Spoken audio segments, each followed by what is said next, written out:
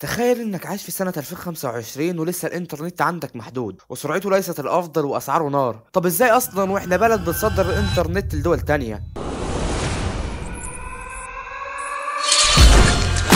السلام عليكم ورحمة الله وبركاته. عامل ايه يا صديقي؟ واهلا بيك في فيديو جديد. النهارده هنتكلم عن موضوع مهم جدا وشاغل بال ناس كتير. هو ليه احنا في مصر ما عندناش انترنت غير محدود واحنا اصلا بلد بتمر فيها كابلات الانترنت اللي بتغذي قارات كاملة؟ فين المشكلة وليه الانترنت عندنا لسه متأخر بالشكل ده؟ وليه الباقات لحد النهارده محدودة؟ وهل في امل ده يتغير ولا هنفضل كده على طول؟ في الحلقة دي باذن الله هنرجع سوا لاول مرة دخل فيها الانترنت مصر، وهنفهم ازاي تطور وازاي تحول من خدمة المفروض انها خدمة اساسية لسلعة بتتباع بالجيجات. وهنجاوب على السؤال الاهم: هل ممكن يكون عندنا انترنت غير محدود في مصر ولا في حاجات بتحصل ورا الكواليس بتمنع ده عننا؟ بس في البدايه وقبل ما ابدا في حلقه النهارده لازم ندعي لاهلنا واخواننا المستضعفين في كل مكان. اللهم يا ناصر المظلومين ويا معين الضعفاء، اللهم كن عونا لاخواننا المستضعفين في كل مكان، في فلسطين وفي السودان وفي سوريا واليمن ولبنان. تعال بقى صديقي ندخل في موضوع الفيديو. اولا، هو الانترنت دخل مصر امتى اصلا؟ القصة بدأت سنة 1992. من أكتر من 30 سنة الإنترنت دخل مصر. في الأول كان عن طريق الجامعات والمراكز البحثية، لكن من غير ما الناس تحس. أول خدمة تجارية للإنترنت للمواطنين ظهرت سنة 1996 من خلال شركات كانت مشهورة وقتها زي لينك دوت نت وإيجي نت. إنما الانطلاقة الحقيقية كانت سنة 2002، وتحديدا لما الحكومة أعلنت عن مبادرة الإنترنت المجاني. كان في نت مجاني بتتصل برقم أرضي، تدفع ثمن المكالمة وتفتح النت. الحكومة المصرية وقتها كانت شايفة إنه الإنترنت مش بس رفاهية لكن أداة للتنمية، وده كان السبب في إطلاق المبادرة. بعدها ظهر الاي دي سي ال سنة 2004 بسرعات أعلى والباقات كانت غير محدودة. كان النت بتاعك وأنت حر فيه، والتكلفة كانت معقولة شوية. في الفترة بين 2004 و2010 الإنترنت كان فعليا غير محدود، الناس بتدفع اشتراك ثابت شهري وتستخدم على راحتها. في 2012 بدأوا يلمحوا للباقات المحدودة، وبدأنا نسمع كلمة غريبة اسمها الاستخدام العادل. يعني ايه الاستخدام العادل يا محمود؟ احنا كده هنتوه منك يا عم. بص يا صديقي، ببساطة قال لك ان في ناس بتحمل كتير وده بيأثر على جودة الشبكة. طيب ما تطور الشبكة يا عم. قال لك لا، احنا لازم نحدد الباقة. وفي سنة 2016 المصرية للاتصالات قررت رسميا ان الباقات تبقى محدودة، واللي عايز يستخدم النت اكتر يدفع اكتر. طب هو ايه السر ورا القرار ده يا حودة؟ ببساطة يا صاحبي، السر كان زيادة الارباح وتقليل الضغط على الشبكة بدل ما يطوروا البنية التحتية. المشكلة الاكبر بقى واللي لسه مستمرة الى الان انه شركة واحدة ماسكة السوق والكل بيشتري منها. الناس فاكرة ان احنا عندنا تنوع في الشركات، عندنا فودافون، اورنج، اتصالات، لكن الحقيقة يا صديقي غير كده خالص. المصرية للاتصالات اللي هي وي هي الكيان اللي بيمتلك البنية التحتية للانترنت في مصر. يعني عندك كل الشركات التانية زي فودافون، اورنج، اتصالات، كل دول في الاخر بيأجروا الخدمة من وي. السوق ده تم احتكاره من جهة واحدة او مصدر واحد. حتى لو في شركات كتير بتبيع الانترنت كلهم بيشتروا من نفس المصدر. السوق باين قدامنا انه في منافسة، عندنا شركات كتير جدا زي اورنج واتصالات وفودافون، بس في الحقيقة كله طالع من نفس المصدر.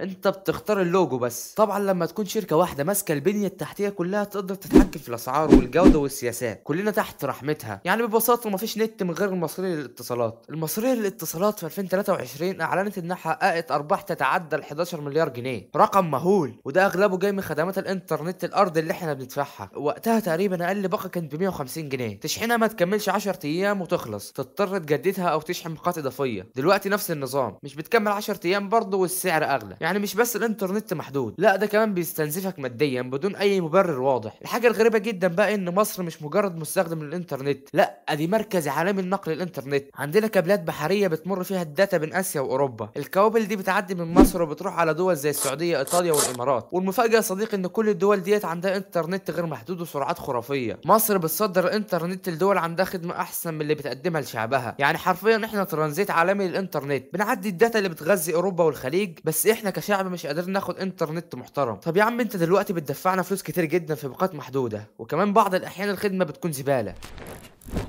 طيب ما تيجي نبص على اسعار الانترنت في مصر مقارنة بدخل الفرد. عندنا الحد الادنى للاجور حوالي 7000 جنيه، وفي القطاع الخاص والوظائف العادية اقل من كده بكتير، بس خلينا نقول 7000 جنيه. عندنا في مصر اقل باقة اللي هي 140 جيجا عاملة تقريبا 240 جنيه بالضريبة. الباقة دي مش بتكمل 10 ايام، بس خلينا نقول يا عم انك هتشحنها مرتين في الشهر بس. يعني سعر النت مقارنة بالحد الادنى للاجور حوالي 8%، ده على الاقل خالص. ده رقم كبير جدا يا صديقي، ومفيش دولة متقدمة او دولة نامية بتدفع النسبة دي من دخلها عشان خدمة اساسية زي الانترنت. طب تعال نشوف اسعار الانترنت في دول بره عامله ازاي. ممكن تكون المشكله مش عندنا احنا بس. تخيل انك في دوله زي الهند مثلا اللي اصلا مصنفه كدوله ناميه، ومع ذلك الانترنت عنده غير محدود وسعره بيتراوح ما بين 3 ل 6 دولار. وفي رومانيا تقدر تاخد انترنت بسرعه 1 جيجا بسعر حوالي 5 دولار. ده سعر اقل من اقل باقه عندنا في مصر. اما في مصر بندفع ما يعادل 240 جنيه على الاقل عشان ناخد 140 جيجا اللي بتخلص قبل ما الشهر يخلص اصلا. يعني الشهر في كل دول العالم 30 يوم، عندنا احنا في مصر 10 ايام بس. يعني مش بس الانترنت محدود، ده كمان واحد من اغلى الاسعار في العالم مقارنه بالدخل. طيب انا عندي سؤال مهم، ليه الشركات مش بتوضح للمستخدمين ازاي بيحسبوا الجيجا؟ يعني لما اشغل يوتيوب او العب لعبه اونلاين او اعمل تحديثات، الجيجا بتتحسب ازاي يا عم؟ ليه مفيش تطبيق او لوحه تحكم واضحه بتفصيل استهلاك الباقه لحظه بلحظه؟ طيب يا عم احنا بندفع فلوس وبناخد باقه محدوده، ادينا حقنا عشان نراقب استهلاكنا بكل بساطه. لو في شفافيه هنفهم على الاقل الباقه بتروح فين بدل ما نحس اننا بندفع وخلاص. سؤالي، ليه الانترنت في مصر محدود؟ الجواب انه احنا كل شويه نسمع نفس الاسطوانه، البنيه التحتيه مش جاهزه، في ضغط على الشبكه، لازم نطبق سياسه الاستخدام العادل. طيب فين تطوير البنيه التحتيه يا عم؟ فين حقنا في خدمه محترمه؟ الحقيقه غير كده بقى يا صديقي، البنيه التحتيه تطورت جدا، وشبكات الفايبر وصلت لكتير من المدن ووصلت لكتير من القرى النائيه بسبب حمله حياه كريمه. الحقيقه بقى يا صاحبي انه الشركات دي بتكسب مليارات وتقدر توسع الشبكه لو عايزه. في دول كتير عندها خيارات انترنت متعدده، انترنت ارضي، انترنت لاسلكي، كابلات الياف ضوئيه، شبكات 5G. يا جدعان ده احنا ميتين، لكن احنا هنا عندنا اختيار واحد. لو النت الارضي مش بيوصل لمنطقتك او بيقطع، بيكون البديل الوحيد هو باقات الموبايل اللي بتبقى غاليه جدا. ليه مفيش بدائل فعاله؟ ليه مش بيتم نشر الفايبر بشكل اسرع؟ يا صاحبي الانترنت مش للترفيه بس، ده شريان اقتصادي. شباب كتير جدا شغالين فريلانس او بيديروا بيزنس اونلاين، وناس بتتعلم كورسات وبتطور نفسها على اليوتيوب ومنصات التعليم. لما يكون النت مش محدود ومش سريع، ده بيأثر على انتاجيه الناس وعلى الاقتصاد بشكل عام. المستخدم مش غلطان انه عايز يستخدم الانترنت بحريه وبسعه غير محدوده، ده الطبيعي في كل دول العالم. طيب هل الوضع هيفضل كده وهل مفيش حل؟ الحل موجود من وجهه نظري. ممكن نعمل 3 حاجات. اولا يكون في منافسه حقيقيه بين الشركات. يا عم افتح البنيه التحتيه لشركات جديده،